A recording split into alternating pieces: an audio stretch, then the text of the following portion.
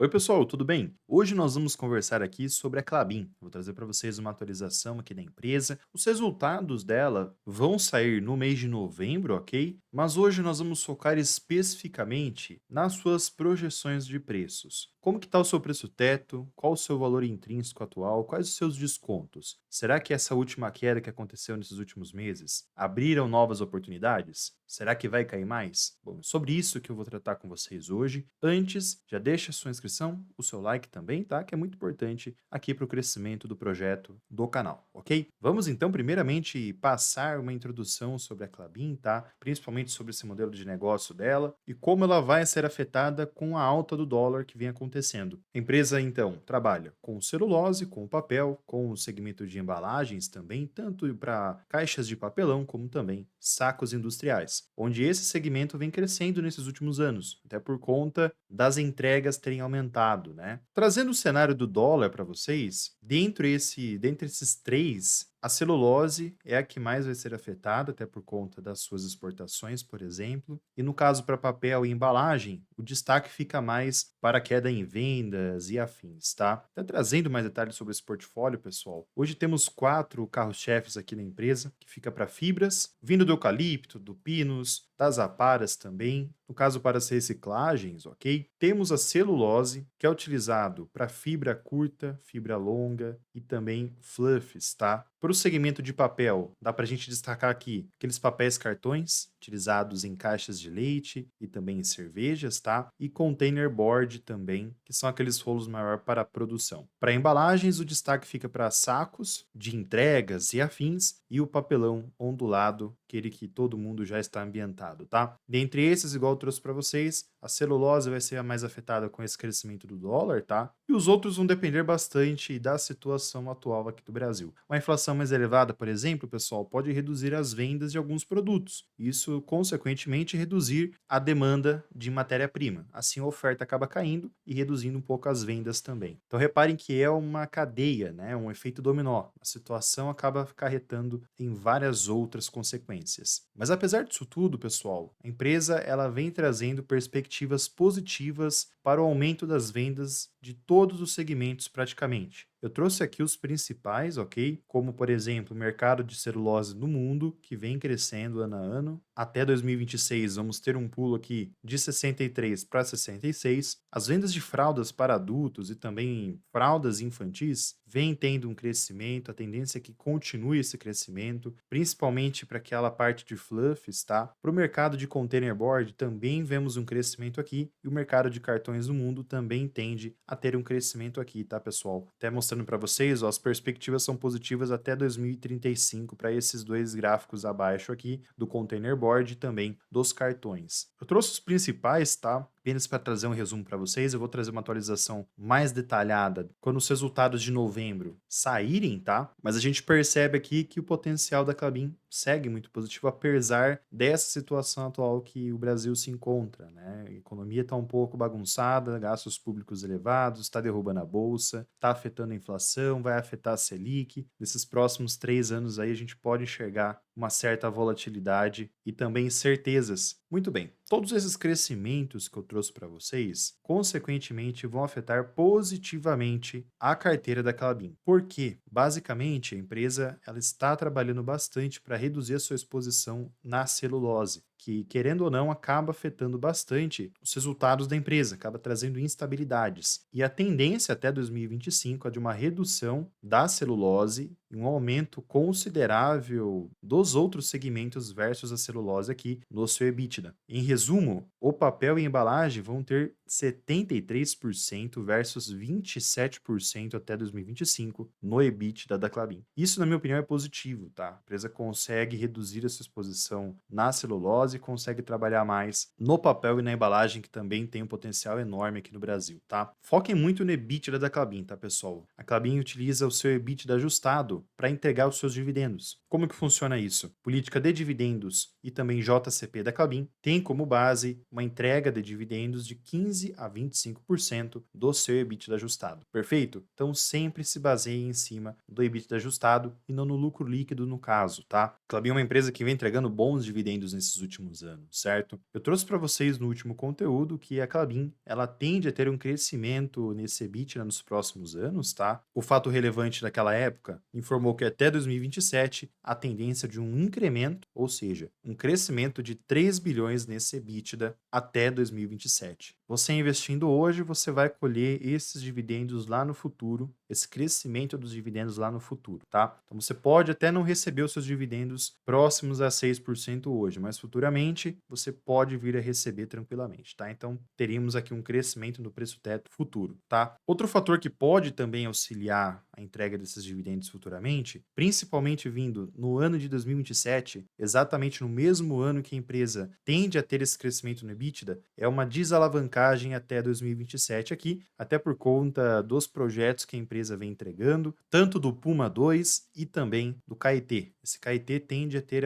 uma melhoria na eficiência da empresa. Na entrega dos resultados de novembro, eu trago mais detalhes para vocês sobre esse tema dos investimentos que a empresa está fazendo, tá? A gente até ouviu alguns comentários que a Klabin poderia ter novamente um ciclo de investimento, tá? É melhor a gente manter o pé no chão para guardar como que a Klabin vai trabalhar nesses próximos anos, tá? Pelo menos até 2027, por conta da sua alavancagem. A empresa costuma trabalhar alavancada, tá? O histórico dela é de uma alavancagem acima de outras empresas que a gente já conhece, tá? Já que a gente está falando de alavancagem, de dividendos, vamos passar aqui pelos dividendos da Klabin. Os dividendos entregues nesses últimos anos são interessantes, tá? Em 22, 23 nesse ano. Chegamos a um dividendo bem atrativo, em 24 tem ainda pagamentos a serem feitos, pode chegar próximo ao ano de 2023 aqui, tá? Em 22 teve um pagamento interessante também. Mas se a gente pegar o histórico completo, pessoal, desde 2014, reparem que a empresa não costuma fazer um pagamento próximo a 6%, apenas em momentos atípicos, até por conta da commodity que ela está lastreada. E como que você consegue receber mais dividendos em Klabin, então? É simples, focando no tempo. Quanto mais tempo passa, mais tempo é a tendência da empresa pagar, aliás, crescer os seus dividendos com o passar dos anos. Pode existir momentos que a empresa vai ter que se alavancar um pouco mais e reduzir os seus dividendos, mas a tendência é que quando volta, a empresa mantém um crescimento constante aqui, pegando esse histórico de 2014 até 2024. Outro ponto bacana aqui da Klabin, pessoal, é que ela vem pagando de forma trimestral. E apenas em 2020 e 2021 a empresa deixou a pagar os seus dividendos de forma padronizada, tá? Ponto bem legal aqui também. E na piscina aqui dos dividendos, pessoal, fica nítido que a empresa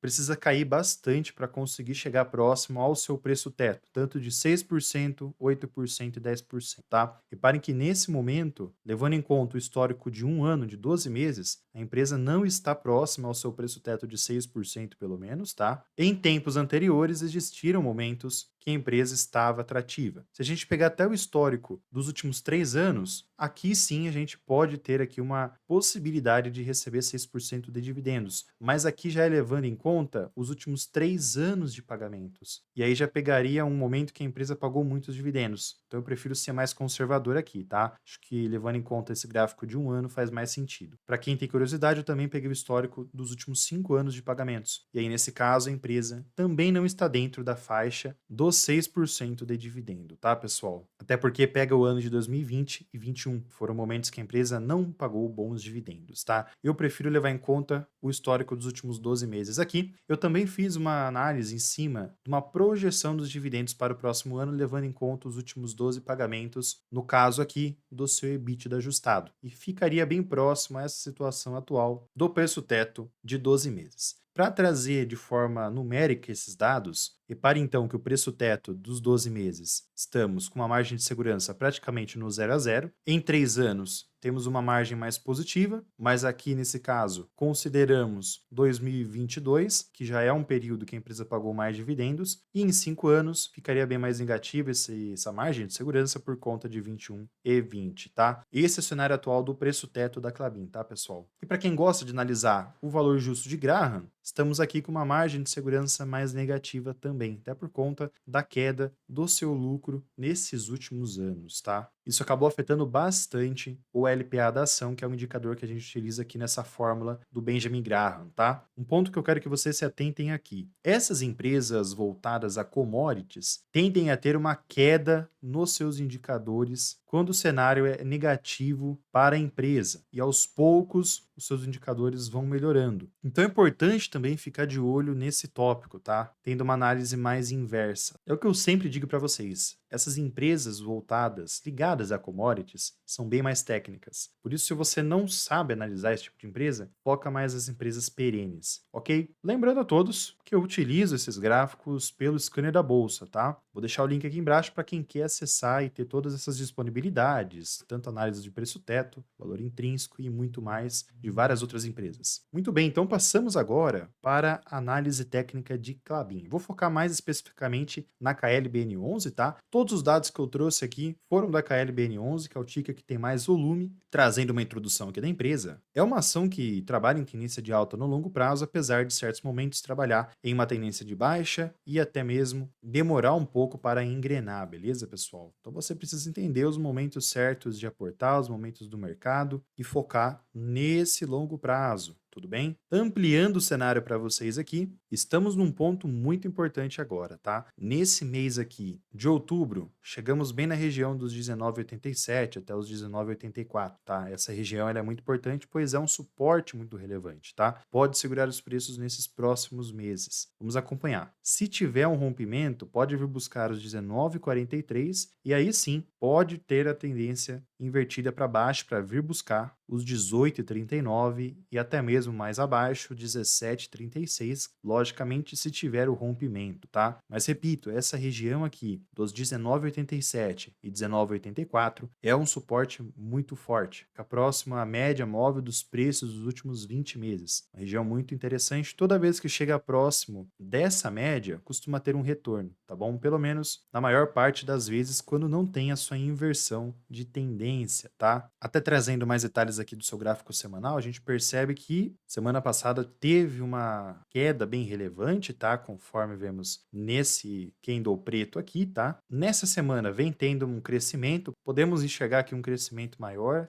Por enquanto, pessoal, na análise do gráfico semanal, a gente enxerga uma lateralidade nessa região dos 22,50 até os 19,87, tá? A empresa está lateralizada nesse cenário desde abril, não consegue ter rompimentos, tá? Por isso que é importante a gente ficar de olho nesses próximos momentos. Por isso eu falei para vocês da importância de se atentar nesses suportes aqui, para a gente entender se a empresa vai entrar numa tendência de baixa ou vai se manter lateralizada para os próximos meses. Trazendo um copo mais cheio agora para a Klabin, pessoal, para quem quer aproveitar, por exemplo, essa queda nesses últimos 3 meses, fazer aportes já imaginando uma alta nos próximos anos, temos algumas regiões importantes. A primeira seria a 22,58, já imaginando uma tendência de alta para a empresa, tá? A segunda seria 23,35, temos a terceira 23,90 e mais à frente 24,60, que fica bem próximo ao outro momento de alta da Klabin, tá? Mais acima, temos outras projeções, mas vamos ser cautelosos, vamos verificar como que a empresa vai trabalhar nesses próximos meses. Eu venho atualizar vocês aqui sobre o cenário da Klabin. Para finalizarmos essa parte, os indicadores da empresa, pelo menos na receita, é positivo, tá? Eu trouxe também aqui a divisão da situação da receita. A gente percebe que a empresa tem uma grande parte que é de exportação. E se a gente pegar agora o lucro, pessoal, conforme eu falei para vocês, vem tendo uma queda nesses últimos trimestres, tá? Acredito eu que no longo prazo, depois de todas aquelas perspectivas que eu trouxe para vocês, aquelas projeções de melhoria da eficiência da empresa, melhoria também vindo dos projetos que a empresa fez, podemos enxergar um crescimento novamente aqui, tá? Sobre as margens da empresa, 2021, 22 e 23 ficou bem acima da sua média histórica, tá, pessoal? Então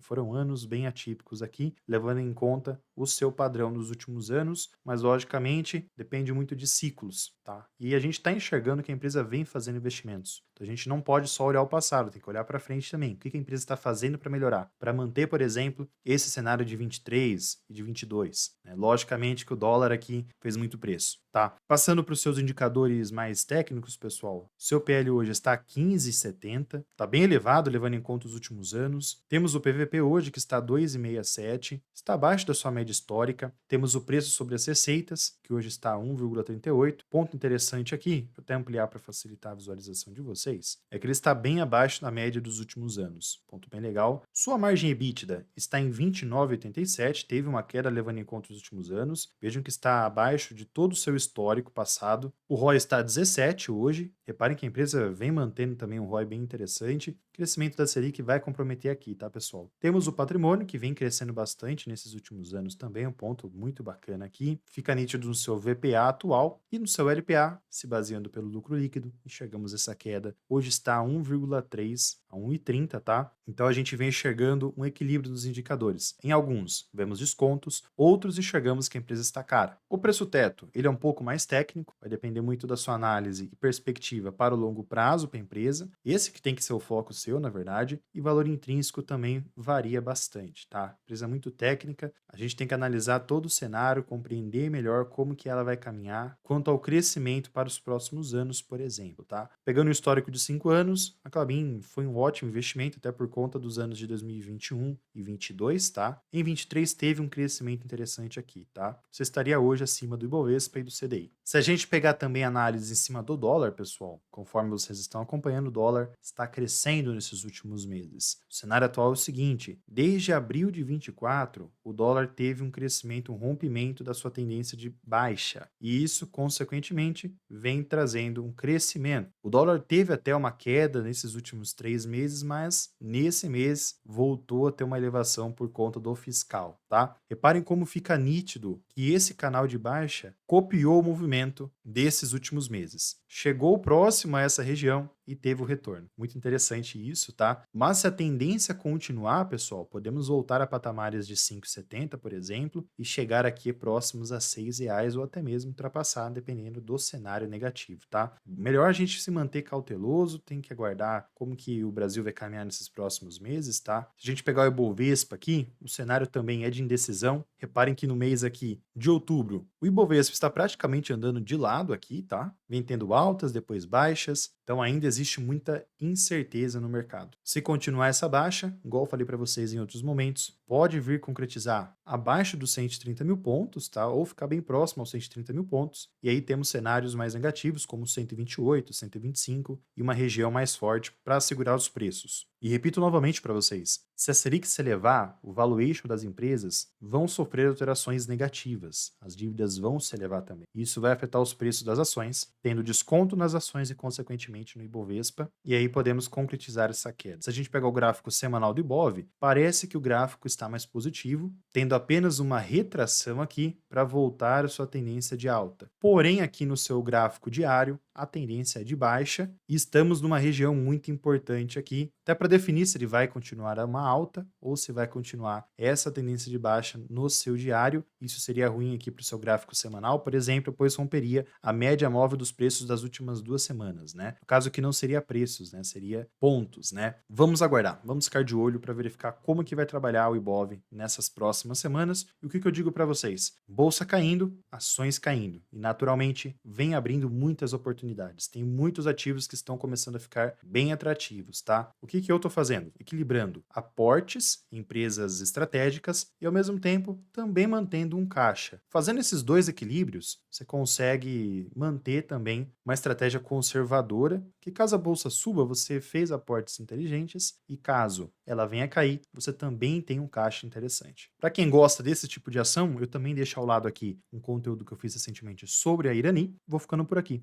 Fiquem com Deus, um grande abraço a todos. E fui, pessoal.